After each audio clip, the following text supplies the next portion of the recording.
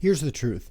Most real estate advice is outdated, it's exaggerated, it's wrong. It's from a time when, people were buying houses for way less than they are now, for way less of a down payment, or even if it wasn't less, it felt like less because of the way inflation works. Well, here's the thing, folks. I'm going to go over 5 myths that home buyers believe today when it comes to buying a home in 2026. And then after that, we're going to go through 5 things you're going to want to do to prepare to purchase a home. Let's say you're thinking about buying in 26, 27, you're trying to make a move, you don't know what the first step is. Well, I'm going to give you the first 5. And then after that, we're going to move into what's called a real estate listing audit, a live listing audit, where I'm going to find a real estate listing or 2 or 3 that are online currently that you could look up right now, and we will go through together the things you want to look out for. Maybe something you weren't paying attention to or you didn't really know what that meant. Things like red flags that you want to look for in pictures or in descriptions, things that might be missing, details you're going to want to ask your agent. And I'm going to answer some questions when it comes to home buying and the buying process. But if you have any other questions about it, drop them in the comments. I'm happy to respond and talk about those things. I'll see you on the other side. Welcome to the Realty Check with Nick Melillo.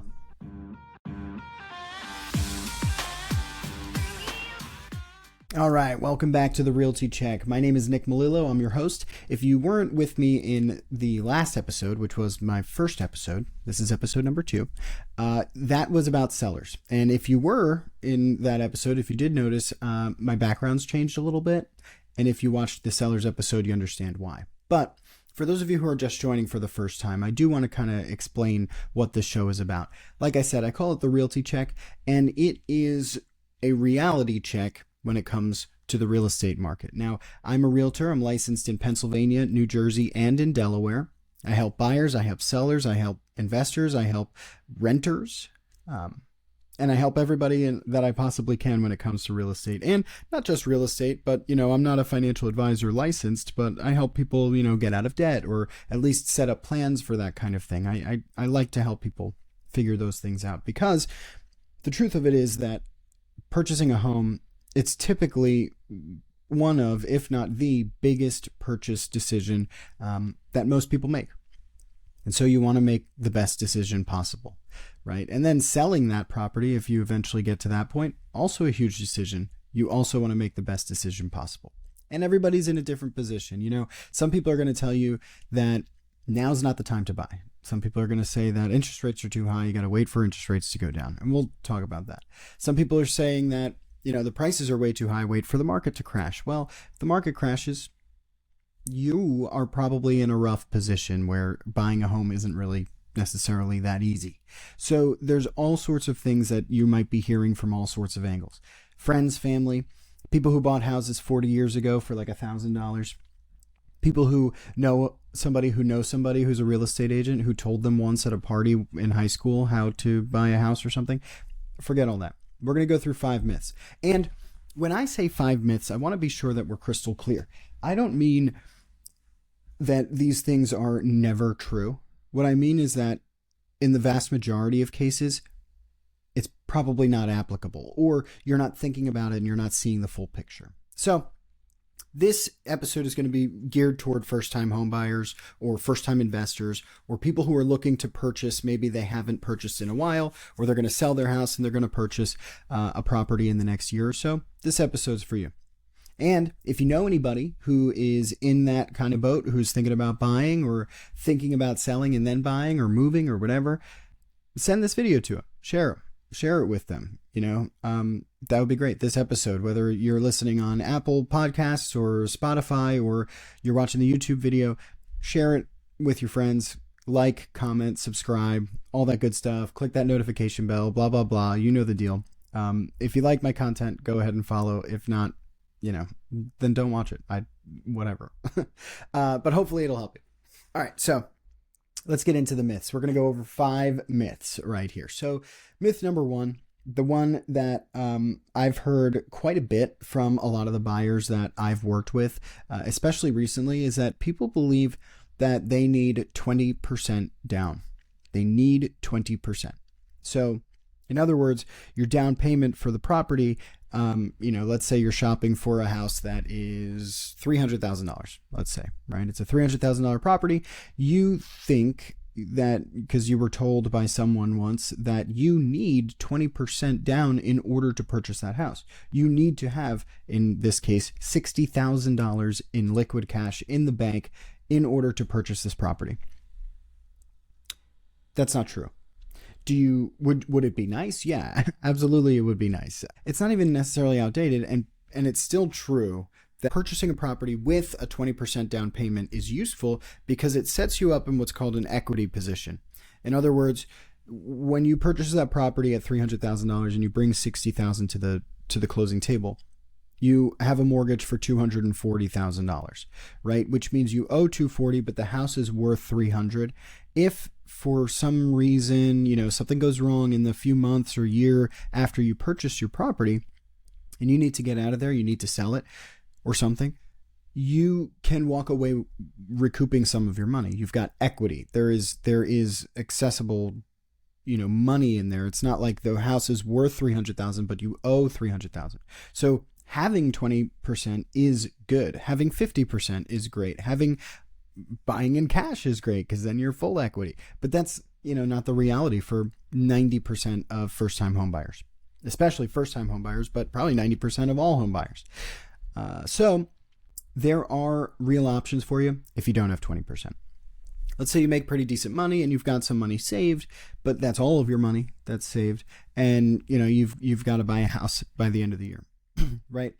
You've got options. The FHA offers programs that, have very low requirements as far as, down payment percentage. There are conventional loans that offer, 3% down programs or 5% down programs. Some lenders go 10%.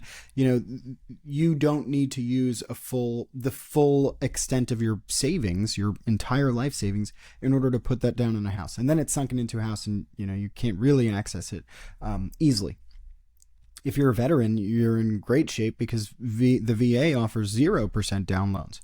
And then there's also first-time homebuyer programs and grants and funds and things from usually the county or the state that offer, kind of like a bridge loan or a loan where they'll cover the cost of your down payment. So let's say, you're prepared to bring 5% to the closing table, right?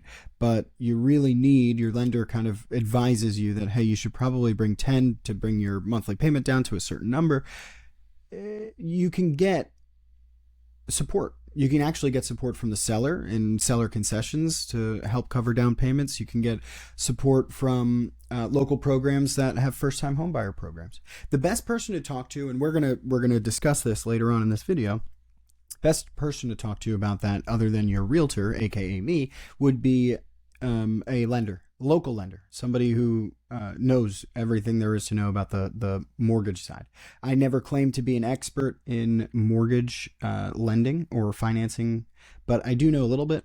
But what I don't know, the lenders that I work with every single day, they do know those answers. So we'll talk about talking with a lender later.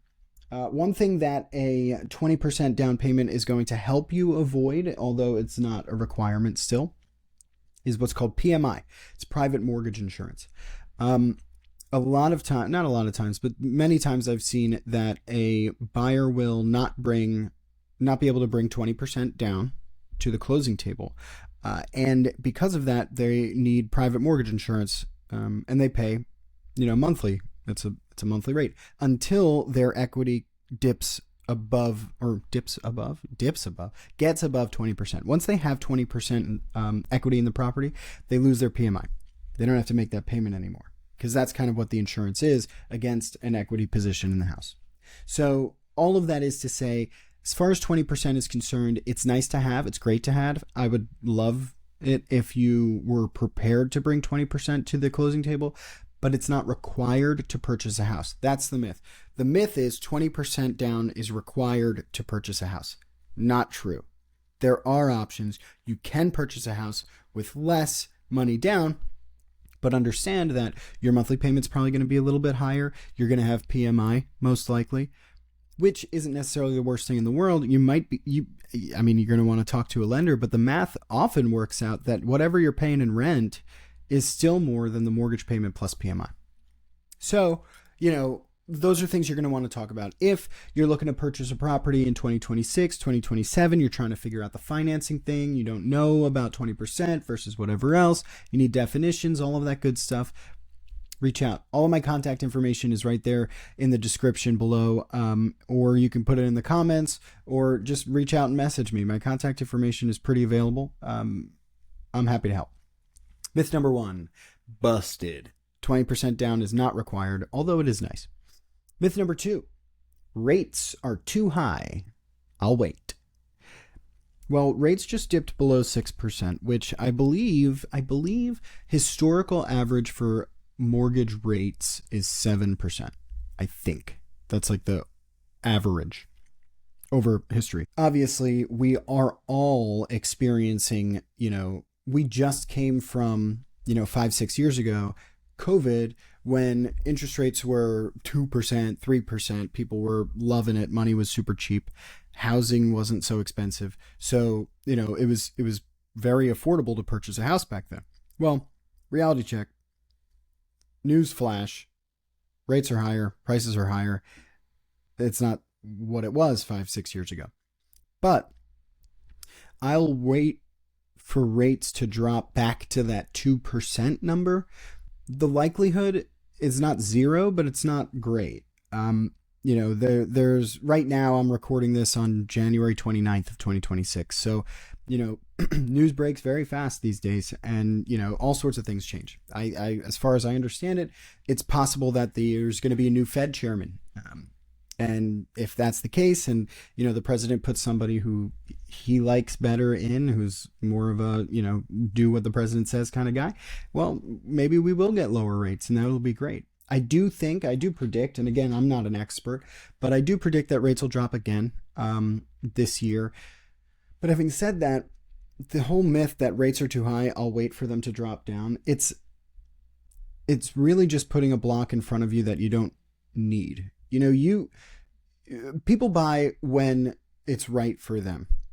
When I bought my first house, I was talking with the lender, and the real estate attorney even both told me this, and it was, you date the rate and you marry the house. You date the rate and you marry the price, because the house is what you want. You want to purchase the house, and you've found a price that works for you, down payment, etc., mortgage payment, those numbers work for you. The rate is going to change. Whether the rate that you lock in at with your lender can change, but the price can't. So once you're in, you've agreed, you've put in your agreement of sale, your offer to purchase at $300,000, and they've accepted. Well, the house is $300,000, right? But if you're coming in at, let's say, 6.5% or 5.5% right now, if next year the rates go down, you can always refinance. You can get a better rate. You can't get a better number for the total sale. You already purchased the property. But if rates go up, you don't have to refinance, because you don't want to get a variable loan. That's another thing. Don't get a variable loan. Don't do that. You want a fixed interest rate, because you can refi and lower that rate. But if rates go up, like average rates or nationwide rates, a fixed rate will not allow your number to go up. So if you're at 5.5% right now and rates drop down to 4.5%, well, you can refinance and save that 1 point. But if you're at 5.5 and rates go up to 7.5, you don't have to go up to 7.5. There's no reason to refinance. So, the rates are too high, I'll wait is the myth. You don't really,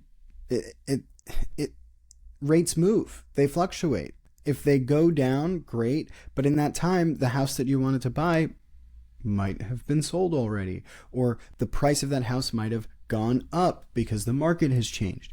So there's different things you're going to want to focus on. Moral of the story is, interest rate can always change. The interest rate, you can always refinance later when it goes down. But at the same time, you could say, you know what, rates are too high right now, I'll wait until they go down, and then rates, boom, up 2%. And then it's like, well, shit, I screwed myself. I should have bought then, and then, waited a year or two, and then rates would have gone down. It happens. It happens all the time. Date the rate. That's the idea. Date the rate, marry the price. Sale price of the property stays, And over time, you're chipping away at that, and you owe a little bit less every month. But the rate, you can always refinance when it goes down. The third myth, similar but different, I'll wait for prices to go down. Do you remember like a few minutes ago when I said that during COVID, the houses were more affordable, prices were lower? Well, have you seen the market go down since then, or have you seen it go up since then? Here's the moral of the story, folks. Prices, generally speaking, like the overarching prices of housing, probably not going to go down anytime soon. You know, people make promises, politicians make promises. People think they know what they're talking about. Nobody does. Nobody's got a crystal ball. Nobody knows.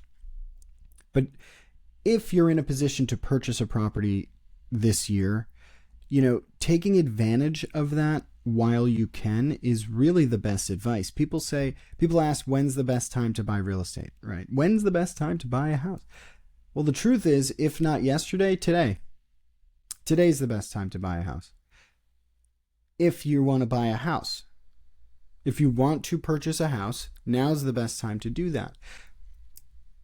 The time you want to do it is when you've got money saved in the bank, is when you have kind of cleaned up your finances, and when you need to move, when it's time to move. The kids are getting older, the kids are, you know, just graduated and it's time to downsize. Whatever it is, the time to buy is now. Because prices are going to go up. Rates may fluctuate, like we just talked about, but prices historically go up. That's what happens. So as long as pricing continues to go up, which is the trend for all of history, for all of time, you know, that's the thing. Now, some people say, you know, I'll just wait for the market to crash when housing is much cheaper. Well, guess what, folks? Unless you have a completely recession-proof job and you're not relying on, you know, putting money into your retirement accounts, or, you know, you are recession-proof yourself, that's probably not going to work out for you. It might be the perfect time if the market crashes and we see like a 2007, 2008 situation. If we see the market crash, that might be the best time for you to buy your first house. But at that point, many people aren't trying to sell because what are they going to buy? Because now they have no money. And if they're going to sell, they could have sold last year for way more. If the market crashes and the price goes down drastically, well, yeah, sure, all of these people who couldn't have afforded a house could buy one, but now those individuals aren't getting any money out of the sale of their property. So it causes all sorts of crazy mess if the market crashes. That really doesn't help you if you're trying to buy a house. Sure, the price goes down, but the value of your dollar goes down. Everything goes down. Everything crashes if the market crashes. So, you know, I'll wait until the prices go down by market crash. That's like saying, okay, I'll just wait until the boat is sinking and then I'll patch the holes. Okay. See how that works out for you. Waiting also, before we move on, there's two other things I want to mention. Waiting costs, like costs of holding on, costs of continuing to rent. They're twofold. Number one, you're paying somebody else's mortgage off plus paying a profit towards them, your landlord or whoever else. You're renting, so you're not building any equity, which is really where people's net worth comes from. So a lot of times what people don't realize is like, oh, I own a house that is worth $500,000. Therefore, I have the value of $500,000. Well, if you own the house outright and you don't owe a mortgage on it, that's true. But if you owe $300,000 on the mortgage and it's a $500,000 house, well, then you have $200,000 in mortgage. That's your net worth. That's the asset value. So that's what's on the balance sheet point. So, your waiting costs of paying rent, continuing to pay rent, you're just paying somebody else's mortgage off, when you could have been paying your own mortgage off and paying yourself by adding to your equity. So that's number one. And number two, you wait. I'm going to wait then just stop shopping completely. Stop looking at houses, turn off your updates from Zillow and all that stuff, because what's going to happen is you're going to get notifications. Houses are going to look like your dream house. You're going to want to see them. You're going to talk to me, and you're going to want to schedule showings, but then you're just going to sit and wait and not pull the trigger. Guess what? That house is getting sold to somebody else, and it's not going to be on the market for a few years, most likely 7 years, 10 years on average. So don't even bother. Like, don't, if you are going to wait, that's fine. That means it's not time to buy, but don't say, oh, I'll just wait for prices to go down and continue to shop, because you're going to see prices go up, and you're going to miss out on a lot of houses that you love. And that's just the bottom line. Myth number 4, investing is for rich people. Now, this episode is for buyers, but many of those buyers are investors, people who buy rental properties, people who buy fix and flip properties, multifamilies or single families. Here's the thing: most investors start normal, start in debt, start maybe not even owning a house themselves. I've worked with multiple investors who purchase a rental property or a fix and flip or one or each or whatever, who are just normal folks who maybe have their own, mortgage on their own house, and maybe have a little bit of extra spending cash, but not a ton. They're not trying to buy a vacation property. They're trying to buy an investment property. And so investing is for rich people is the myth, because many rich people, the millionaire next door, became that way from investing, not the other way around. You have this idea, there's this thought, that there's this belief that people who invest in real estate are already rich. They are rich. They've got a ton of money. They, are millionaires or whatever, and they buy up the real estate. That's not how typically it starts. Most people who purchase, who have a rental property, maybe one or two of them are just normal folks who are becoming rich over many years because they're renters who are waiting to buy, or who are waiting for the prices to drop, or who are waiting for rates to drop, in that time are just paying their mortgages on those rental properties. So I've got a rental property. My wife and I have a rental property, and we are by no means rich. We're not rich people. But that property itself, the rent, which is fair market rent for that house, pays the mortgage, pays the insurance, the taxes, all that stuff, pays for that every month. That check comes in and it pays for that. And there's a little bit of extra on the top that you call profit, but really you have to save that in case something goes wrong in the house. But the idea is that over time, once we've paid off the mortgage, thanks to the rent, that house is owned outright now, and that's added to the net worth. And so investing is for rich people is not necessarily true. It's that rich people get rich by investing. And so if you're interested in learning more about investing in property, could be investing in a rental, could be buying a fix and flip, it could be trying to get access to like hard money lenders or regular, institutional lenders, or, just I need cash so that I can buy this rental property, or I purchased, this house and I started working on it, but I ran out of money and I need somebody who can help me, kind of float it so that I can finish flipping it and sell it. I can help with all of those things. I can help you find the property. I can help you sell the property on the back end. I can help you list the property and get a renter in there. And I can help you get access to that money. Just let me know whatever you need. I can connect you with the people you need. And then the final myth number 5 of myths that homebuyers believe, is I'll never be able to afford a house. I'll never be able to afford a house. I will never be able to afford a house. I hear it a lot. And the unfortunate truth of it is that there are many people who will never be able to afford a house. It's true. It's unfortunate. It's sad, but it's true. Here's the thing. I'll never be able to is a mindset that I don't subscribe to. I don't believe in it.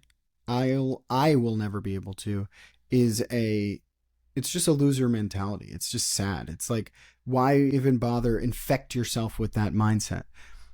I don't like working with people who say I'll never be able to. Like, why would I work with a buyer Why would I even take on a client who thinks I will never be able to buy a house?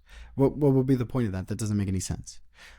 So self-disqualifying like that is really it's the number one killer of deals. It's the number one killer of people's dreams is I'll never be able to afford a house. And the unfortunate truth of it is that it's like propaganda. It's like something that,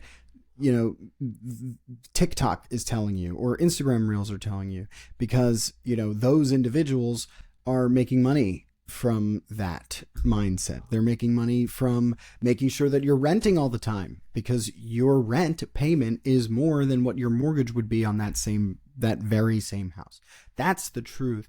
Your rent, what you're paying in rent right now for your place is more than what you would be paying if you had purchased that house. So I'll never be able to buy a house is just not true, because what happens is a lot of times people who say that are confusing I cannot do with I don't want to make the sacrifices necessary to buy a house. In other words, I am used to a certain lifestyle. I've got a certain amount of income that I keep, and I put a little bit here and I put a little bit there and I spend the rest. I'm not willing to make the changes required in order to put myself in a position to afford a property. That's what you're saying when you say I'll never be able to afford a house, is that I'll never be able to change. I'll never be able to realize what needs to be done to buy a house and make those changes. That's what I'll never be able to afford a house means. And so the reality check is that, number one, most people don't really do the math, right? What would it actually cost to purchase this property? If I need 3% down, not 20%, 3% down to purchase a house, and I want to have, so this is what, okay. In the next segment, we're going to talk about the 5 things you're going to want to do in preparation to purchase a house. One of those things is going to be, number 2, actually, is going to be talk to a local lender. So I'm going to get into this, but I want you to know that the mindset of I'll never be able to afford a house is translated, I don't want to make the necessary changes in my life and maybe sacrifices that would be required to purchase a house. Also, it means I don't know what I need to do to buy a house. That's what I'll never be able to means. I'm not educated. I'm not sure. I'm scared. And also I don't want to change. That's what I'll never be able to afford a house. So we've gone over the myths, the 5 myths of home buyers that you still believe. And if you're still with me here, thank you so much. I appreciate you staying around. Please like, follow, subscribe, all that stuff. Myth number 1 was I need 20% down. And we talked about how that's nice, but it's not necessarily true. You don't need 20% in order to buy a house. Myth number 2, rates are too high. I'll wait until they go down. Well, they might go down. They might go down a point here and there, blah, blah, blah, but they also might go up. So, waiting for the rates to change is not really necessarily the best move. Even so, if you bought now and rates went down, you could always refinance and save yourself money that way. Because in the time that you're waiting for rates to go down, prices might go up. Probably will go up. Speaking of prices, myth number 3, I'll wait for prices to go down. Barring a catastrophe where the market crashes and your dollar's worth nothing and you have nothing and everybody has nothing and it's a complete misery across the entire country, prices aren't going to go down. So, odds are that's just not worth trying. Myth number 4, investing is for rich people. This is specifically for people who are looking to invest in property. Well, the opposite is true. People who are rich invested. That's why they're rich. And myth number 5, I'll never be able to afford a house, is really translated to I don't know what I'm doing, I don't know who to talk to, and I'm scared, and also I don't want to make the changes necessary in order to get a house. Okay, so that was section 1, the myths. Hey, this is Nick Melillo, your favorite realtor in Delaware, Pennsylvania, and New Jersey, as well as some people call me Nicky Bags. I'm the host and main operator of Brainwave Entertainment. We are a trivia, karaoke, live DJ, live music, and event hosting company right here based out of Wilmington, Delaware. And we do trivia and karaoke, and we have a lot of fun at different bars and restaurants around the area. We also do private events. So if you maybe run a restaurant, or you know somebody, or you work in a place that needs some live entertainment, reach out. Let me know. I'm happy to set up a time we could chat about trivia, karaoke, and all the other things that we offer. And if your school, company, organization are organizing a fundraiser or a team building exercise or some kind of event that needs a live host or a game show host or something like that, I am available for those types of events as well. So reach out. Contact information is in the description for Brainwave Entertainment. And otherwise, let's get back to the show. Let's move on to section number 2, the 5 things you want to do before you go shopping. So now you understand, you're in a better mental position as far as purchasing a property, what you maybe thought was true, and now you realize that wasn't necessarily true, and now you kind of have a better education on okay, maybe I am in a position where I could buy a house this year. What do I do now? Now I'm going to tell you. First things first.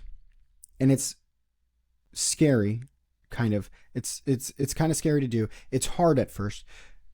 Figure out your finances personally, your household finances. And when I say figure out, I'm going to be very specific. What you want to do, it takes some time, and it stings. It's like ripping off a Band-Aid.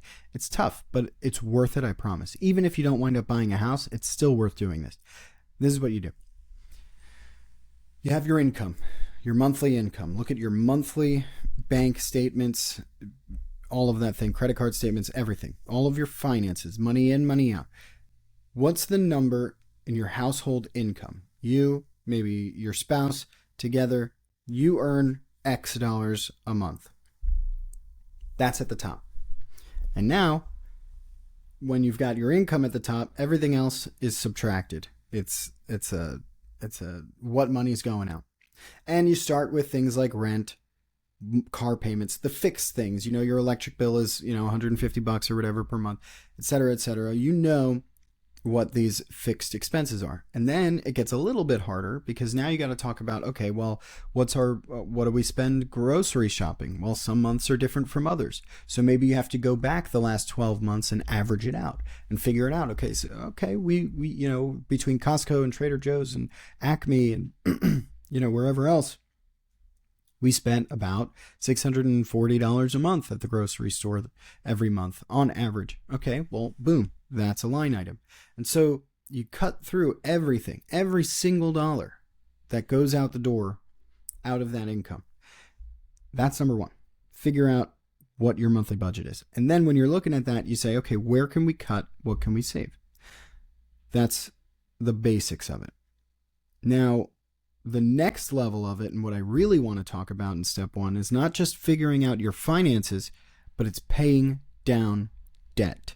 And the reason you want to pay down your debt is because when a lender is looking at your file and they're trying to decide how much house you can afford, they're looking at what's called your debt to income ratio. They want to see the ratio between how much money your household collects every month and how much money you owe others. That's student loan debt, that's auto debt, that's medical debt, and that's credit card debt. And credit card debt, typically 99% of the time, is the killer, because the interest rates are so freaking high on credit cards. You're at 25 to 33 or some crazy number percentage on your interest rate for the credit cards. You want to talk about waiting for interest rates to drop? Yeah, let's talk about credit card debt. So what you really want to do is pay off debt. That's what you really, really want to do first. You've figured out your household finances. You know where your money is. You know what your fixed expenses are. Now it's time to pay off debt. And I've talked about this before. You might have seen the clips on like Instagram or whatever, TikTok, about the debt snowball. So this is my favorite philosophy on paying down debt, especially when it comes to credit card debt, is the debt snowball. So what you do is imagine, an Excel sheet or Google sheet or whatever. The top line is the lowest balance credit card, And then below that is the next lowest balance credit card. And then below that is the next lowest balance. Let's say you have 5 credit cards, right? And one's $800, one's $1,200, one's $2,300. And then you've got a few more $3,000 and $4,000 balances, right? Forget about the interest rates for now. Each of them has a minimum payment that you have to make. And, it might be $60, it might be $34, it might be $41, whatever it is. Those are your minimum payments. I want you to take those 4 debts and, except for the top one, everything else auto set to minimum payments.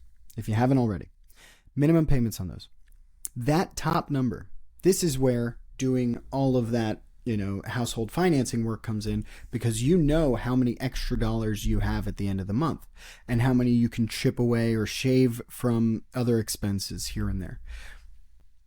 You take every extra dollar, every last dollar that was that you were able to scrounge and save and pull and whatever else and earn, you put that towards that top line lowest balance debt. And it's called the debt snowball because what happens is that top one quickly goes away and you create a ball and it begins rolling down because that money that you were putting towards it, let's say the minimum payment was $50, right? It was $50 a month was going here. Well, now you were able to pull another $120 from all of your other household and the random cash you keep around or whatever. You're able to throw an extra $120 a month at that debt. Well, now you have $170 going towards that debt. Well, now it's paid off. The next debt below minimum payment was, $50, right? Well, now instead of paying $50, you're taking $170 and applying it to that $50. And now you're putting $220 towards it every month. And as you can imagine, as the snowball begins to roll down to each next debt, it gets bigger and bigger, and it's rolling faster and faster and faster until finally you're at the last debt and you're throwing several $100s at it per month until it's paid off versus the minimum payments. And if you want to learn more about that, that's a Dave Ramsey piece of gold. That is, I believe, baby step number 2 in Dave Ramsey's program. So if you want to learn more about that, I highly recommend listening to Dave Ramsey. But the whole thing is step number 1, what to do before shopping for a house, is paying off your debt and getting in control of your household finances. Because step 2 is talking to a lender, a local lender. Now, when I say local lender, I mean local. I don't mean Rocket Money. I don't mean RocketMortgage.com. I don't mean, large institutional, crazy, wild lender. I don't mean going on Zillow and pressing a button that says, I need money. I'm talking about talking to a local lender in your municipality, in your county at least, who knows the ins and outs of mortgage lending, and who knows how to get you things like first-time homebuyers programs and local programs for down payment assistance, if those are things you need, and who, more importantly than either of those, will take my call on Saturday at 6 o'clock if we need to get a deal done. Because Rocket's not going to answer that text message. Rocket's not going to give me their cell phone number in order to do that. And their pre-qualification, when you go on like rocketmoney.com and you're looking for a pre-qualification, you put in your social security and your debt and your income and whatever, they will pre-qualify you for a certain amount of money. The paper that's printed on is probably worth what that pre-qualification is worth. That is not how it works. What you want is to work with a local lender, somebody who myself or another reputable realtor can refer you to, who they've done deals with the past, they've seen their track record. I know that my lenders that I refer out to folks, I know that they get deals done. I know that they make sure that these buyers have the funds ready at closing and we are good to close and you are good to get into your house. I know that because I've seen it happen many times and I've worked with these people. You want to talk with a local lender. And the other thing a local lender is going to be able to do is that person's going to be able to answer every single question you have about financing that I'm not necessarily going to be able to answer in your specific instances. A question as simple as, how much house can I afford? I make whatever, I make $120,000 a year and I have $40,000 in the bank. How much house can I afford? That's a legit question. That's a good question. It's just there's a lot more that goes into it to know the answer to that question. And a local lender, somebody I can refer you to, is going to be able to answer every single one of those questions and more. So step 1, get on top of your household finances, pay down debt. Step 2, talk to a local lender. That local lender is going to give you some really good advice. Most likely it's paying down debt and getting a hold of your household finances, but there might be some other things that that person tells you. And that's why step number 3 is listen to the local lender. One thing that lenders tend to say, I've heard it said like a ton of times, is, okay, we've got you pre-qualified. You this is what you are pre-approved to purchase. Please don't buy any cars or take out any new loans or open any new credit cards, because what happens is it tanks your credit score and it adds to your debt to income ratio. And now you are not approved for the same amount of money because you're not earning more money per month. So your debt has gone up and your income has stayed the same. And so now your debt to income ratio is higher, and that lender's pre-approval or pre-qualification for a mortgage is now no good because you've taken on new debt. So when a lender tells you to do something or gives you advice, the advice that you've asked for, the advice that you wanted because you want to buy a house, actually take that advice. That's step 3. Listen to your lender. Step number 4. Start saving. So you probably did this already in step 1. You probably started saving, but if you didn't, you want to start saving. And when I say start saving, it doesn't necessarily have to be every month you put exactly $500 into, whatever account. It doesn't have to be that, but you want to be consistent. You want to be able to put something away. And when you pay off debt, it gets a lot easier to save. When you're not paying, Capital One, Chase, Discover, Credit One, Loan Sharks, Sally Mae. I said Loan Sharks already. When you're not paying all of these people, $100 here, $200 here, $50 here, it gets a lot easier to save. Because I use this as an analogy. Debt is like you are in a hole. You are below ground. You've dug yourself into a hole in debt. And that's choices that you made, and it is what it is, but it's also not necessarily your fault. Sometimes, something happens, your car breaks down, you've got no savings, you have no cash, you need to get out of it, you got to put it on a credit card. It sucks, it's an emergency, it is what it is. But the point is, you're in debt, right? You're below ground level, you're in a hole. You need to build stairs to get out. Every single debt you pay off is like building another step, and it gets quicker and it gets easier and the steps get bigger until finally you're out of that hole. Then once you're out, all of that money that you were able to come up with throughout that time, that money's still there. You can now utilize that money and pay yourself instead of paying Sally Mae or Capital One or the Loan Shark or the Payday Loans place or whatever. Instead of paying those people back money that they lent you with interest, you can now pay yourself in the form of saving. And when it comes to saving, this is my recommendation. Don't just use the bank's savings account that you opened when you got your checking account, for a couple of reasons. Number one, most importantly, the interest that you earn on the money in that bank account is like 0.01%. You're getting like nothing for your money. Whereas a money market account, which is very liquid and it's usually online, and it's through a bank like Ally or Marcus by Goldman Sachs, I think is at 3.67, 3.65% right now for interest. That's not interest you're paying. That's interest you are being paid for keeping your money in the bank. So if you're going to save 10 grand, you're going to be getting a lot more for your dollar from a money market or a high yield savings account than your regular savings account that you've just got with, TD Bank or whatever. So start saving.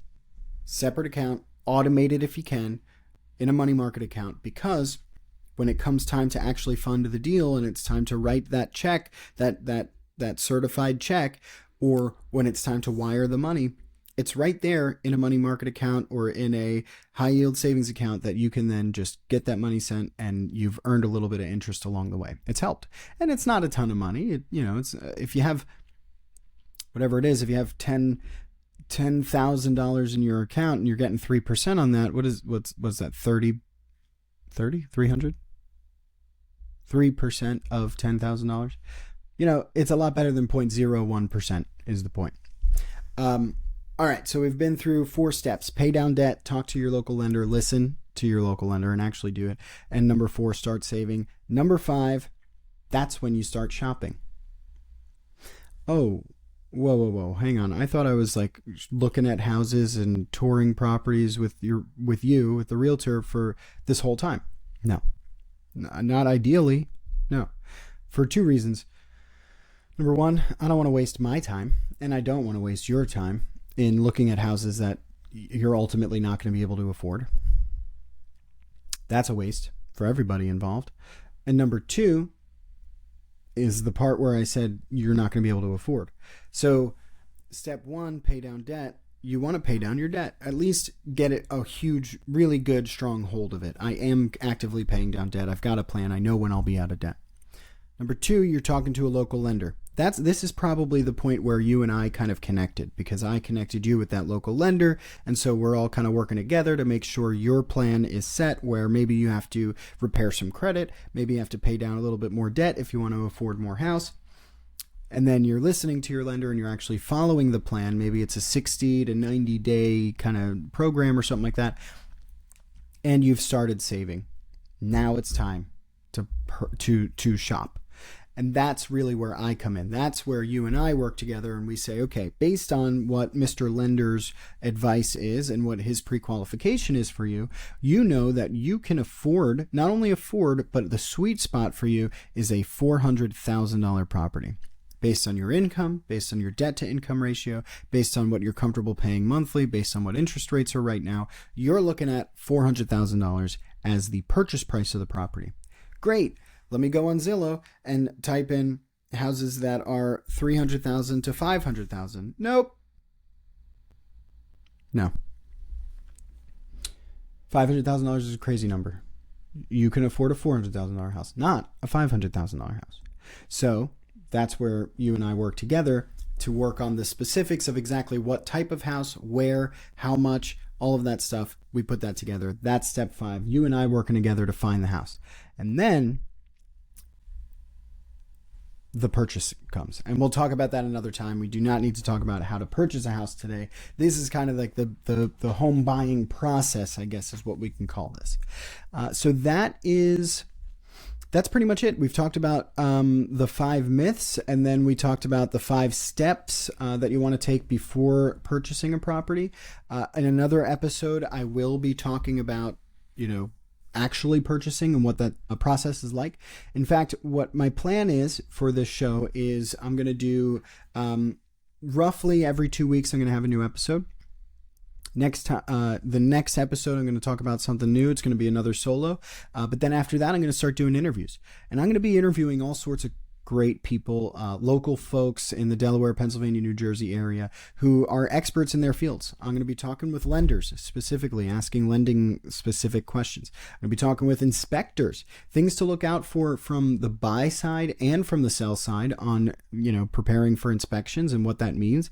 We're going to be talking with people who are insurance reps. We're going to be talking with people who are appraisers and title company reps, real estate attorneys, and all sorts of different other great people. Investors, people who are huge and very, very influential investors I've got lined up. So we're going to have a great year here at the Realty Check, and we're going to be doing a lot of great conversations. So I hope you've enjoyed this. Next up, we are going to be doing a live listing audit right here, right now. We're going to be pulling some real listings from the internet, and I'm going to be going over some things you're going to want to look out for, red flags, things you want to look at, things you don't want to see, and we'll go from there. So let's move into the live listing audit. Okay, let's do it. We are looking at Zillow. Everybody's favorite place to shop for a home is Zillow. Let's look at, let's say Wilmington, Delaware. Now, remember, I am licensed in Delaware. I'm also licensed in Pennsylvania or New Jersey. If you want a listing audit of a property you are potentially looking into, or you want, me to kind of look through it, I'm happy to do that. Let's go through. Let's do, let's say a 3-bedroom, 1.5 bath, between, I don't know, $300,000 to $500,000.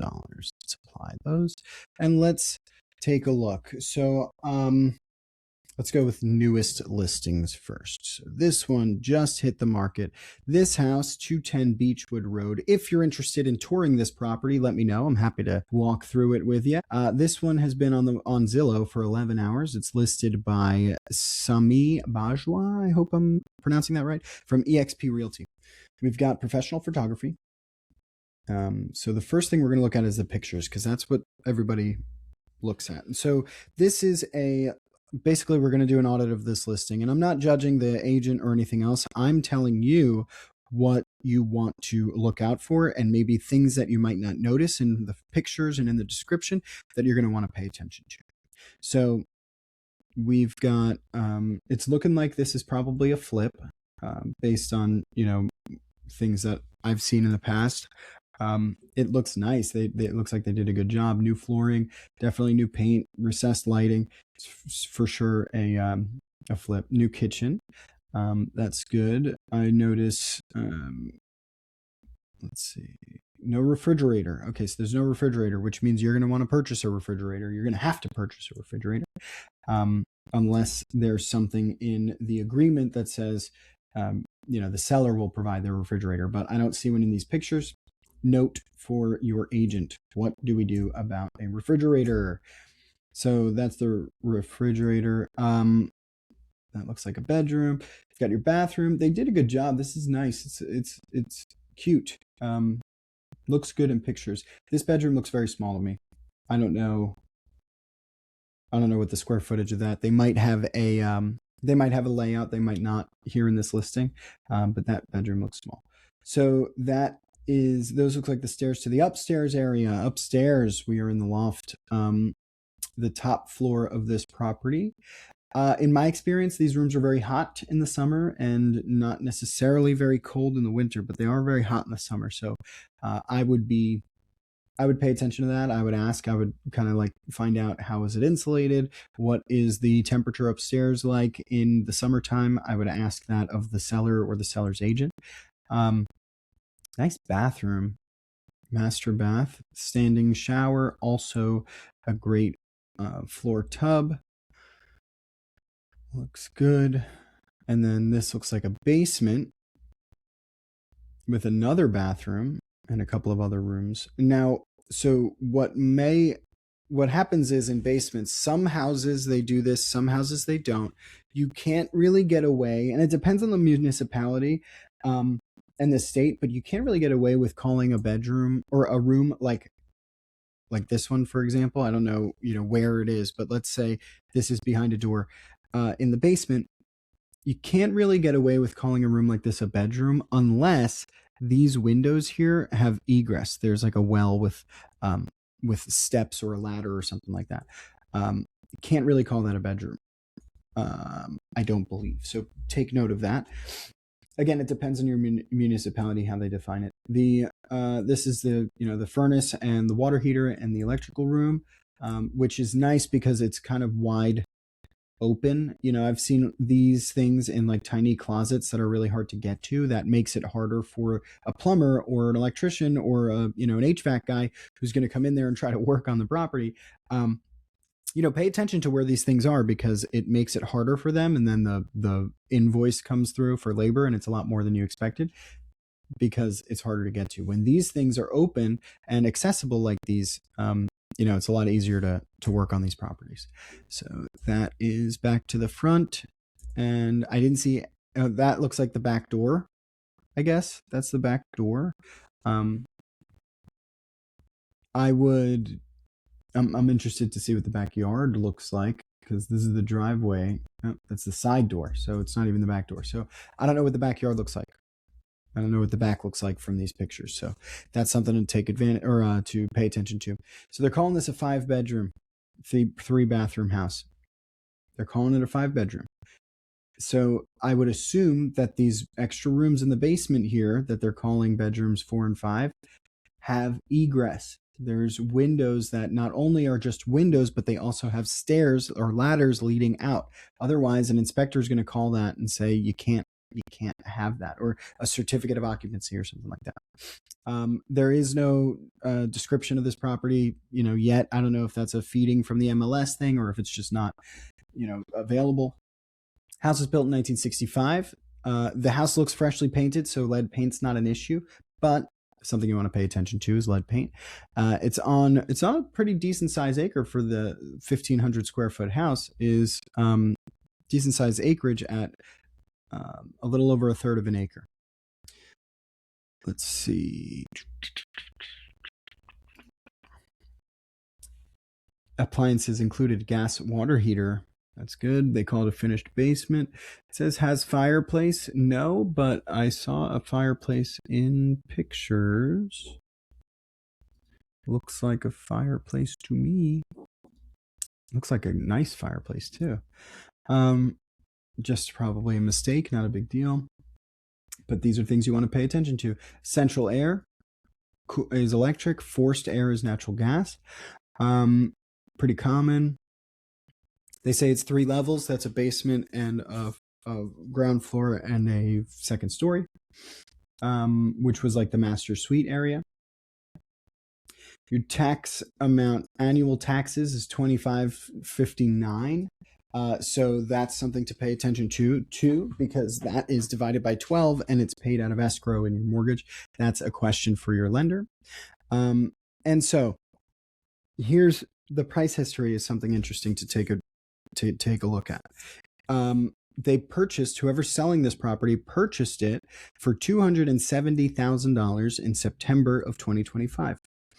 October, November, December. At the end of January, at the end of 4 months, they've listed it for sale at $430,000. Now, $429,900.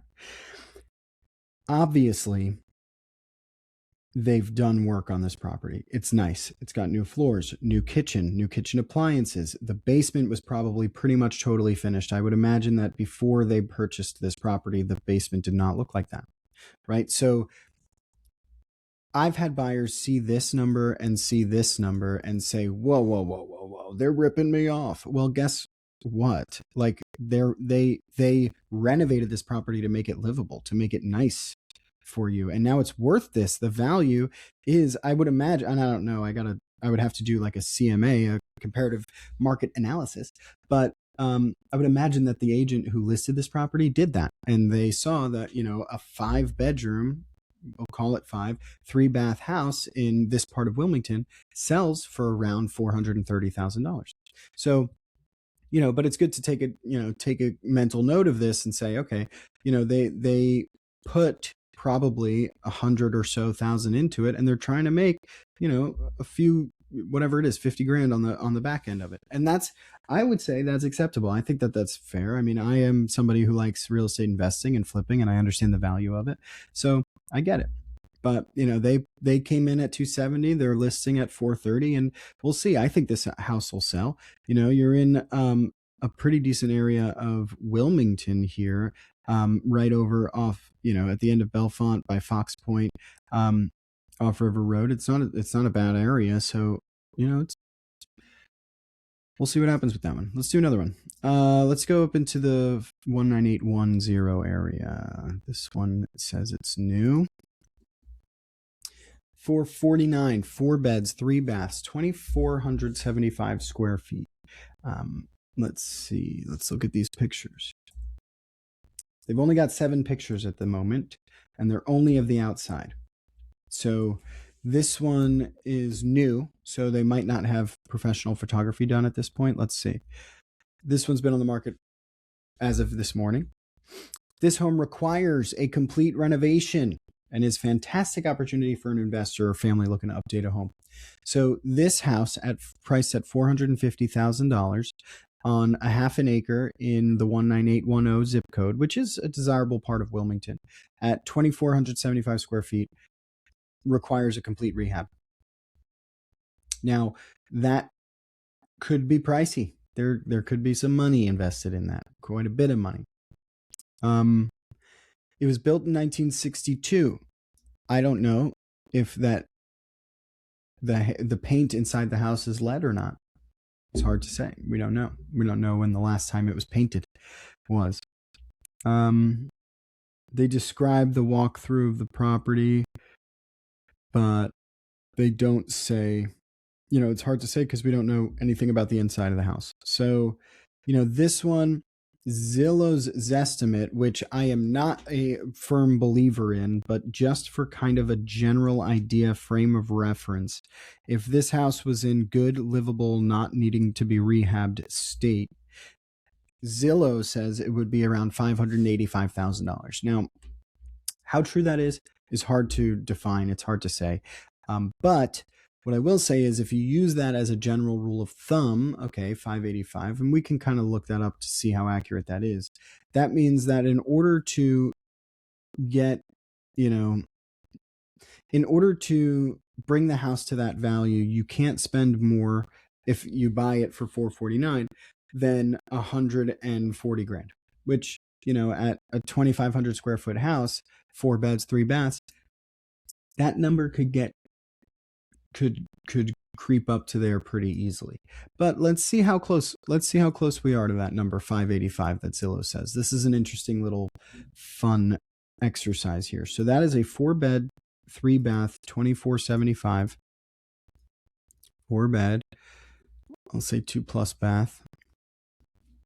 Square footage of what was it, 2575? Let's go with just houses. Let's also make sure the square footage is generally close, between 25 and 3,000. And we'll do 19810. And we're going to remove boundary, and we are also going to go with, instead of for sale, we're going to go with what has sold. Aha. So where were we? Well, these houses are, generally comparable from the pictures visibly. You've got 595 sold a week ago. You've got 540 sold at the end of last year. You've got 525 sold towards the end of last year. You've got 510 sold at the end of, or at the beginning of December of last year. And so, these first 4, I don't know if they're, true comps. I'm not really digging that too deep into it, but I certainly could, would be, 585. I'm looking at 510, 525, 540, and 595, which if you average those out, this is why I keep my calculator right here. Divided by 4 is $542,500 is the average of these 4 properties, which have the same amount of bedrooms, have the same amount of bathrooms, have roughly the same square footage, and are in the same zip code for sure, but kind of general area in this kind of corner of the state. So Zillow's estimate is a little high, but prices are going up, and interest rates, potentially could go down, which will drive prices up, by the way, because, more buyers, cheaper money, prices are going to go up.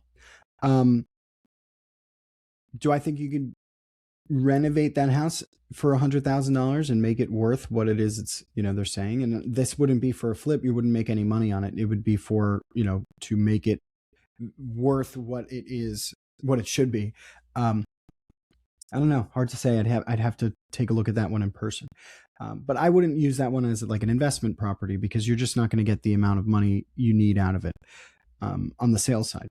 But if you were going to purchase a place with like an FHA 203K loan, and which is a loan that not only is for the purchase of the property but also for the rehab of the property, you might be able to get away with it. And then, so this is the thing, is that you could buy a house for $450,000, right?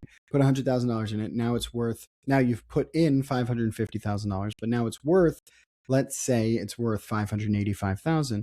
Well, you can now refinance with your lender and pay back the loan and the rehab, right? And get a new loan based on the new value of the property and cash out, pocket the difference, whatever it is. And now you've got an extra 35 grand in the bank. So there are ways to make it happen. And if you're interested in learning more, let me know. This has been the Realty Check with Nick Melillo. Thank you guys so much for sticking around and watching the whole episode. I hope you enjoyed. Put down in the comments what a key takeaway was, something that maybe you're going to act on based on this video. And maybe if you disagree, something you hated that I said, and you really want to argue with me about it, put that in the comments too. I'm happy to have a discussion. And if you're looking to buy, sell, rent, rehab, all of that stuff in the Delaware, Pennsylvania, or New Jersey area, give me a call. My contact information is very easily accessible. Otherwise, have a great weekend. Have a great night. Thank you guys so much for watching this video. Like and subscribe, and we'll see you next time.